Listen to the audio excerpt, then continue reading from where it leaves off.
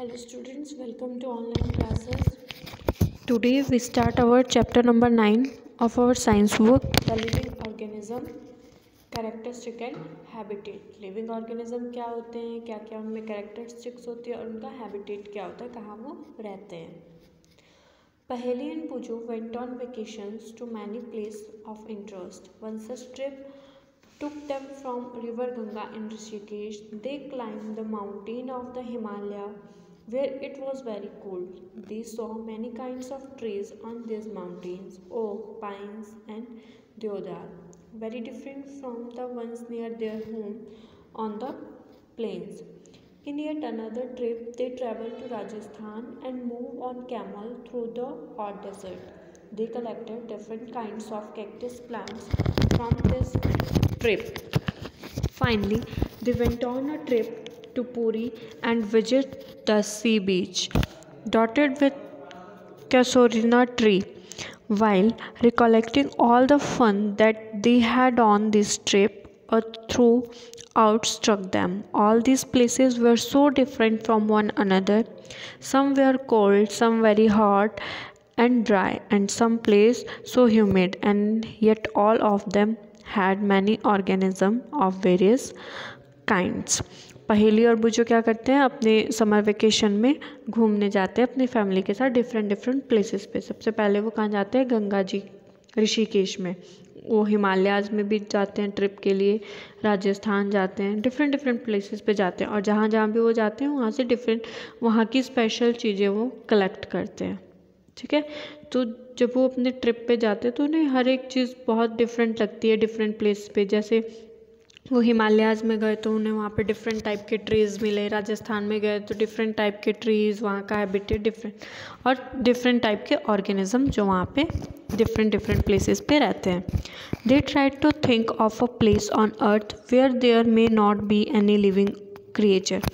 वो सोचते हैं क्या इस अर्थ पे कोई ऐसा भी प्लेस है जहाँ पे कोई भी लिविंग क्रिएचर ना हो.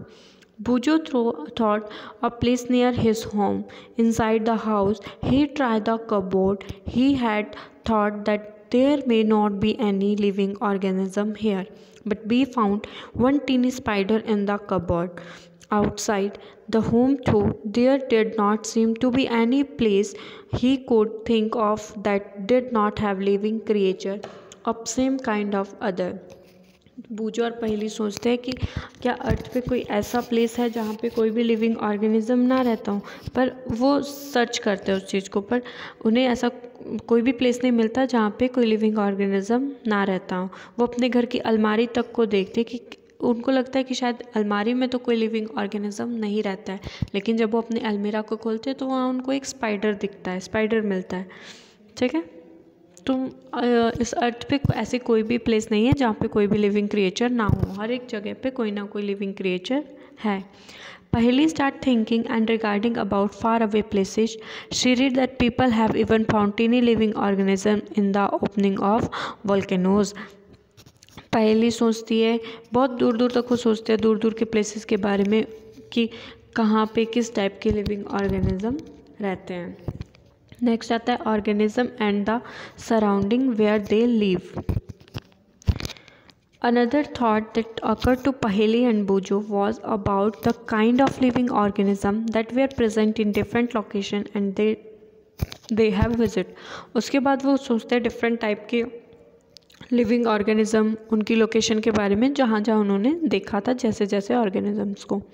The desert had camel, the mountain had goat and yak, Puri had some other creature, crab on the beach, and such a variety of big fish caught by the fishermen at the sea. And then there did seem to be some creatures like ants that were present in all these different locations.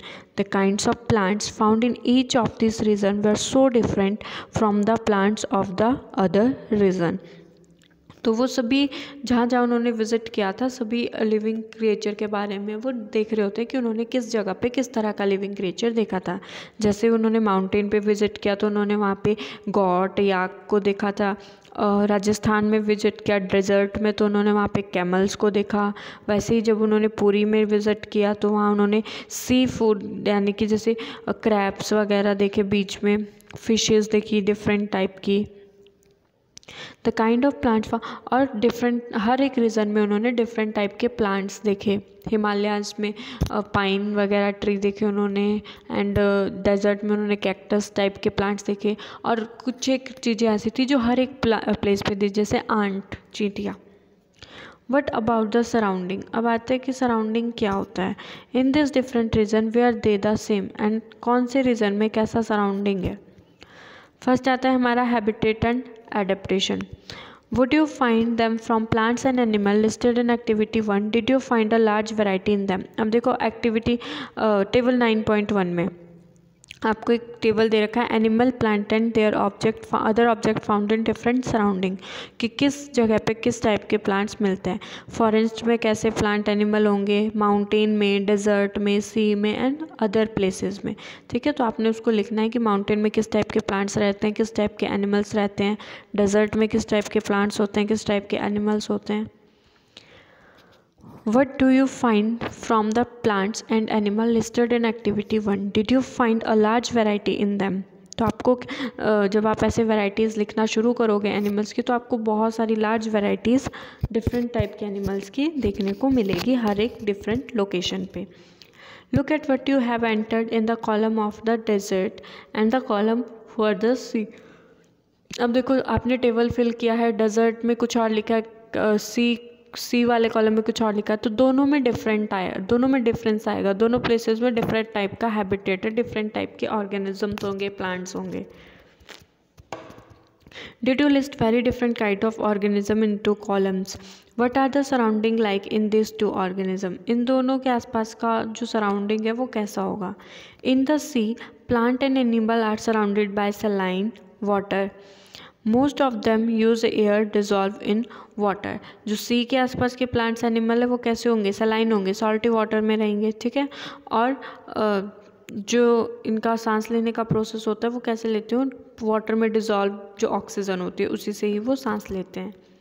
There is very little water available in the desert, इसी तरह से desert में बहुत कम पानी present होता है। It is very hot in the day time and very cold at the night in the desert.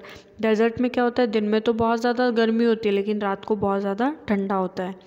The animal and plants of the desert live on the desert soil and breathe air from the surrounding. Desert के जो plant होते हैं वो desert soil में रहते हैं और आसपास की एयर से सांस लेते हैं। The sea and the desert are very different surrounding and we find very different kind of plants and animal in these two region। sea और desert, समुंदर और जो मरुस्थल का, desert का जो भी surrounding हो वो दोनों बहुत ज़्यादा different है और वहाँ पे different type के ही plants animals मिलते हैं। Let us look at two very different kind of organism from the desert and the sea, a camel and a fish। जैसे दो एनिमल्स है डेजर्ट एंड सी के, डेजर्ट में कैमल रहेगा और सी में fish. The body structure of the camel help it to survive in desert condition. अब देखो जो कैमल की बॉडी है उसका बॉडी स्ट्रक्चर कैसा बना है, उसी हिसाब से बना है ताकि वो डेजर्ट की कंडीशन में इजीली सर्वाइव कर सके। तो क्या क्या कंडीशन है उसकी बॉडी में, camel have long legs which help to keep their body away from the heat of sand. Camel की जो बॉडी होती है, कैमल की जो लेग्स होती है वो बहुत बड़ी बड़ी होती है ताकि उसकी जो बॉडी है वो डेजर्ट की हीट से ऊंची रह सके। They excrete small amount of urine. Their dung is dry and do not sweat। देखो जो कैमल होता है वो बहुत कम अमाउंट में यूरिन पास करता है एंड उसका जो डंग होता है, उसका जो गोबर होता है वो बहुत भी ड्राई होता है और कैमल को पसीना भी नहीं आता है। Since camel lose very little water from their body, they can live for many days without water। Camel की बॉडी से बहुत ज़्यादा कम वाटर लॉस होता है तो वो बिना पानी के भी बहुत ज़्यादा टाइम तक सर्वाइव कर सकता है। अब फिश आता है। Look at different kind of fish, some of these are shown in figure 9.3।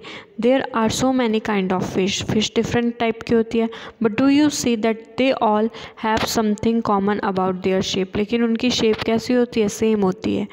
all the ones shown have here the streamline shape। सबकी shape कैसी होती है, streamline shape के बारे में हमने चैप्टर 8 में पढ़ लिया है कैसी होती है।